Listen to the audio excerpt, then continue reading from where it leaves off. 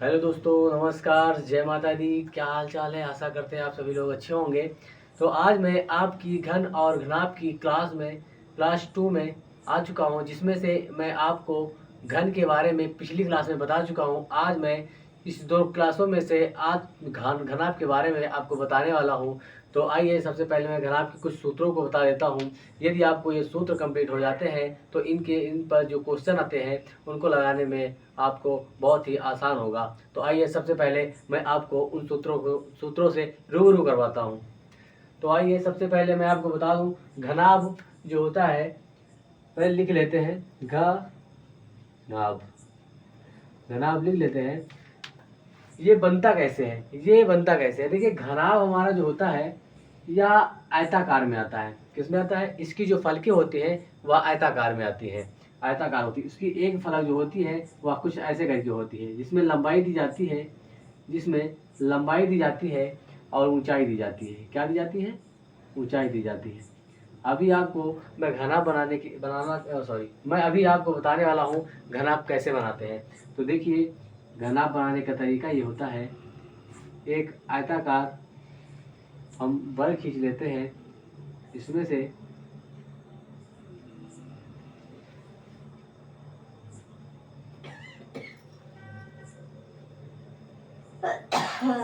ये आपका घनाभ बन के तैयार हो गया। ये क्या है? ये आपका घनाभ बन के तैयार हो गया। हाँ, खुला रहा है। हम जागिर तो रहन वीडियो बना रहे हैं भाई। हाँ, कुछ चुराई ने कहा परेशान। तो घनाभ आपको पता चल गया कि कैसे बनता है। तो घनाभ ऐसे बनता है। तो इसमें दी जाती है, ये हमें लंबाई दी जाएगी। यह भुजा हमारी ऊंचाई की होती है, यह भुजा हमारी ऊंचाई की होती है। और यहाँ देखें, जो ये नीचे वाली भुजा है, ये उस साइड में जाने वाली, ये हमारी भुजा है, ये हमारी भुजा है मोटाई, जिसे हम कहते हैं चौड़ाई। मोटाई या चौड़ाई, या चौड़ाई कह सकते हैं। तो आपको इसके सूत्रों को याद करने का सरल तरीका क्या है? देखिए, सबसे पहले इसमें पूछेगा आयतन। क्या पूछेगा? आयतन। यदि आयतन पूछेगा तो आपको बताना क्या है कि देखिए, इसमें एक तो फलक हमारी सबसे फ्रंट पे आएगी। इस पे एक तो सब जो फलक है सबसे फ्रंट पे आएगी, जिसका कुछ हमें इस प्रकार से दिखाई देगी, इस प्रकार से दिखाई देगी। जब इस प्रकार से दिखाई देगी, यदि हमें इसका क्षेत्रफल निकालना है तो कैसे लगाते हैं? लंबाई और गुणे ऊंचाई लगाते हैं। लंबाई गुणे ऊंचाई ये लगाते हैं। देखिए, ये लंबाई या ऊंचाई को हम चौड़ाई भी कह सकते हैं। क्या कह सकते हैं? चौड़ाई भी कह सकते हैं। चौड़ाई भी कह सकते हैं इस आयत में। तो देख लीजिए, यदि हम इस सिर्फ आगे वाले इस फलक की बात करते हैं, जो ये हमारी फलक है, इसका क्षेत्रफल देखें तो हम देख सकते हैं लंबाई गुणे ऊंचाई। ऊंचाई ऐसे करके देखेंगे। जब हमारी ये फ्रंट वाली फलक में लंबाई गुणे चौड़ाई इसका क्षेत्रफल आया है, तो जस्ट इसके पीछे वाली भुजा में भी लंबाई और ये गुणे ऊंचाई होगी। तो जैसे फ्रंट वाले में ऐसे निकालते हैं, जस्ट इसके पीछे भी वही इतना ही आने वाला है। तो हम क्या इसे लिख सकते हैं कि 2 इंटू लंबाई इंटू ऊंचाई लिख सकते हैं। जब लिख सकते हैं, देखिए अभी हमने फ्रंट के बारे में देखा है और जस्ट इसके बैक के बारे में देखा है। अब देखेंगे इस साइड के बारे में और इस साइड के बारे में। देखिए, इस साइड में जो क्षेत्रफल आएगा वही उस साइड में आएगा। तो इस साइड में आने वाला जो है वो आएगा चौड़ाई गुणे ऊंचाई। ये आने वाला है, ये आने वाला।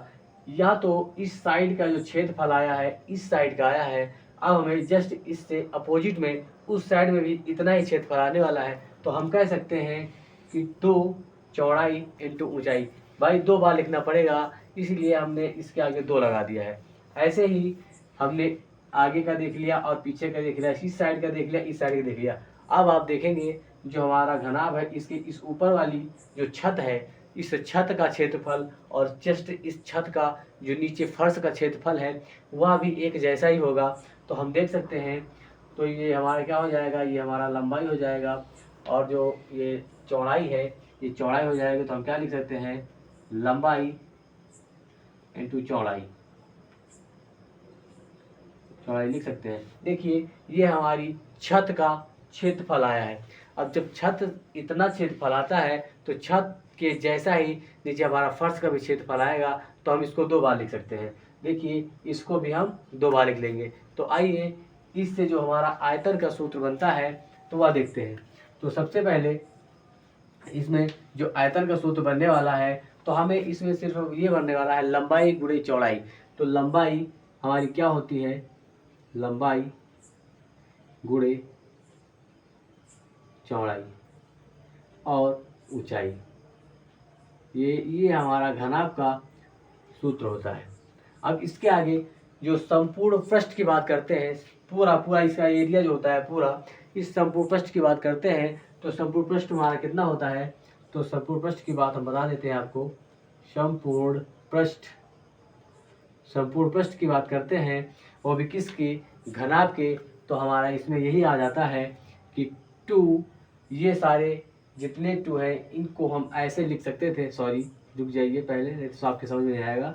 तो इसको हम ऐसे लिख सकते थे 2AB प्लस 2BH प्लस, फिर हमारा हो जाता 2AH, ये ऐसे बनता जाके। तो हम यहाँ पर 2, यहाँ पर 2, यहाँ पर 2, ये कॉमन कर लेते, तो अंदर हमारा बचने वाला है AB plus BH plus AH। ये हमारा संपूर्ण पृष्ठ का क्षेत्रफल बनने वाला है। तो हम आयतन और संपूर्ण पृष्ठ के बारे में अभी आपसे क्वेश्चन करवाने वाले हैं। तो देखिए अभी एक और सूत्र है। यदि आपसे कह दिया जाए कि एक कोई घनाभ जैसा कमरा है और उसमें एक सबसे लंबी रॉड या कोई बांस रख दिया जाए जो उस कमरे में आने वाला हो और सबसे लंबा होना चाहिए, तो आपको कहीं न कहीं पूछ रहा है विकर्ण के बारे में। मान लिया यहाँ ये आपका घनाभ है, इस यहाँ से इस कोने तक का एक मैंने बांस रख दिया रूम में, तो उसका जो उसकी लंबाई होगी वह कैसे ज्ञात करते हैं, तो उसके लिए आपको बताते हैं। देखिए इसको हम डी कहते हैं, क्या कहते हैं, डी कहते हैं, डी कह देते हैं। तो यहाँ हमारा जो सूत्र बनने वाला है विकर्ण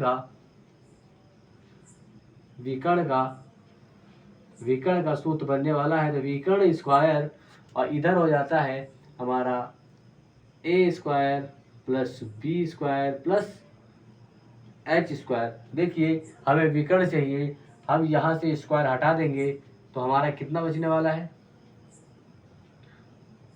यहाँ से स्क्वायर हटा देंगे। जब यहाँ से स्क्वायर हटाते हैं तो यह स्क्वायर हटने से पहले, यहाँ हटने के बाद यहाँ पर अंडर रूट का रूप धारण कर लेता है, तो यहाँ पर हमारा अंडर रूट लग जाएगा, ये लोग अंदर हो जाएंगे ये। तो ये हमारा विकर्ण ज्ञात करने का सूत्र आ गया। अगर कोई क्वेश्चन पूछ लेगा हमारे विकर्ण के बारे में, तो हमें ये भुजाएं पता होंगी, तो हम विकर्ण के बारे में आसानी से बता सकते हैं। तो आइए मैं अब आपको क्वेश्चन की तरफ ले चलता हूँ। तो देखिए ये हमारा आयतन निकालने का सूत्र है, और ये हमारा, यदि इस घनाभ का संपूर्ण पृष्ठ की बात करते हैं, जितना इसमें एरिया है, जितने फलके हैं, इनके बारे में बात करते हैं, तो हम संपूर्ण पृष्ठ ये वाला सूत्र लगाएंगे, ये वाला सूत्र लगाने वाले हैं। यदि आपसे पूछ ले विकर्ण के बारे में, तो हम इस सूत्र को लगाने वाले हैं। तो अब आइए मैं आपको क्वेश्चन से मिलवाता हूँ, तो देखिएगा कैसा क्वेश्चन आता है। तो आइए दिखाते हैं।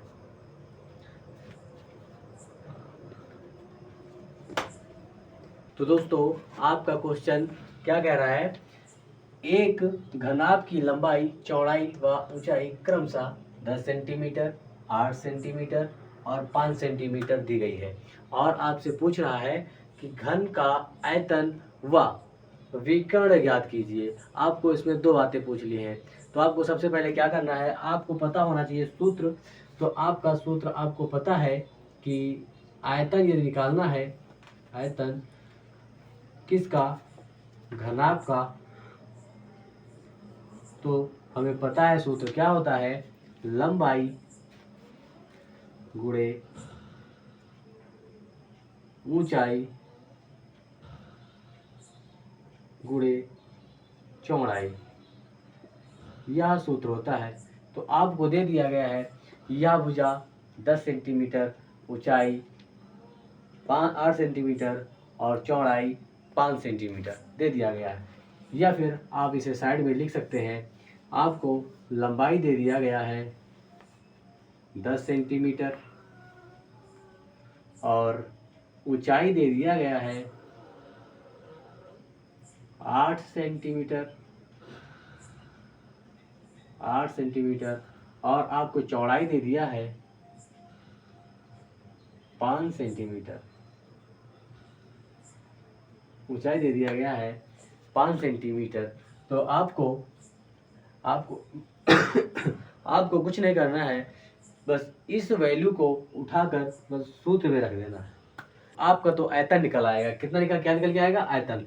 तो ये कितना दिया गया है हमारा, ये लंबाई दी गई है 10 सेंटीमीटर, ऊंचाई दी गई है 8 सेंटीमीटर और चौड़ाई दी गई है 5 सेंटीमीटर। यदि हम इसको सॉल्व करते हैं तो कितना आता है, या 80 और गुणे 5 इक्वल टू 8 × 40, ये आ गया 400 घन सेंटीमीटर। यह आपका आयतन आ गया है, यह आपका आयतन आया है। अभी आपको और बताना है विकर्ण क्या होता है। तो विकर्ण का सूत्र भी आपको बता रखा है। विकर्ण का सूत्र क्या होता है लिख लेते हैं। घन के विकर्ण का सूत्र, घन के विकर्ण का सूत्र हमने देखा है कि अंडर रूट हमारी लंबाई का स्क्वायर प्लस ऊंचाई का स्क्वायर प्लस चौड़ाई का स्क्वायर, ये हमने देखा है। तो आपको कुछ नहीं करना है, बस इसमें इन वैल्यूओं को पुट करके वर्ग कर देना है। तो लंबाई है 10 सेंटीमीटर, ऊंचाई है 8 सेंटीमीटर, चौड़ाई है 5 सेंटीमीटर। तो क्या देखते हैं, यहाँ पर अंडर रूट लगाते हैं। लंबाई कितनी दी गई थी हमें, 10 स्क्वायर प्लस, और ऊंचाई कितनी दी गई है तो 8 इसका स्क्वायर प्लस चौड़ाई कितनी दी गई है 5 सेंटीमीटर तो इसका स्क्वायर। जब इसको हम हल करते हैं तो ये हमारा हो जाता है 100, ये हमारा हो जाता है 64 64 और इसको देखते हैं तो हमारा 25 हो जाता है। अब इनको काउंट करना है, तो काउंट करते हैं दोस्त, कितना हो जाता है, ये हो जाता है 100 इक्वल टू, इसको ऐड करेंगे तो 9 8, जब इनको साथ में जोड़ लेंगे तो हमारा हो जाएगा 1, इतना हो जाएगा 189 हो जाएगा, या 189 अंडर रूट के अंदर है। तो आप कह सकते हैं कि अंडर रूट के अंदर 189 मतलब यह किसका वर्ग है, बता सकते हैं किसका वर्ग है 189 किसका वर्ग है बता सकते हैं। तो दोस्तों हमें ये लगता है कि जो ये 189 आया है यह हमारा 14 का तो वर्ग नहीं लग रहा है, लेकिन ये 14 से कुछ छोटी संख्या का लग रहा है। तो लगभग ये 13 का भी नहीं है, 13 से ज़्यादा का है, तो लगभग ये 13.5 के आसपास आएगा। हम इसे लिख सकते हैं 13.7, कुछ भी लिख सकते हैं, इसके बाद 4 आ सकता है, 5 आ सकता है, लगभग में आएगा, लगभग में आ जाएगा। तो ये आपका जो विकर्ण है या विकर्ण की लंबाई इतनी आएगी और जो आयतन है वह इतना आएगा। मेरे दोस्त, मुझे आशा है कि आपको यह क्वेश्चन पूरा समझ में आया होगा। यदि आपको यह क्वेश्चन समझ में नहीं आया है, यदि इसमें आपको कुछ लग रहा है कि हाँ यहाँ पर हमें समझ में नहीं आया है, 1-2 बार तो आप लीजिएगा। आशा करते हैं आपको बिल्कुल बेहतरीन तरीके से समझ में आने वाला है। तो आप इस चैनल को लाइक और सब्सक्राइब ज़रूर करके जाइएगा मेरे दोस्त, और कमेंट में लिख ज़रूर दीजिएगा कि आपको मेरा समझाया हुआ आया है कि नहीं आया है। तो अब मैं आपकी क्लास यहीं पर एंड करता हूँ। तो अब मैं चलता हूँ। जय हिंद, जय भारत।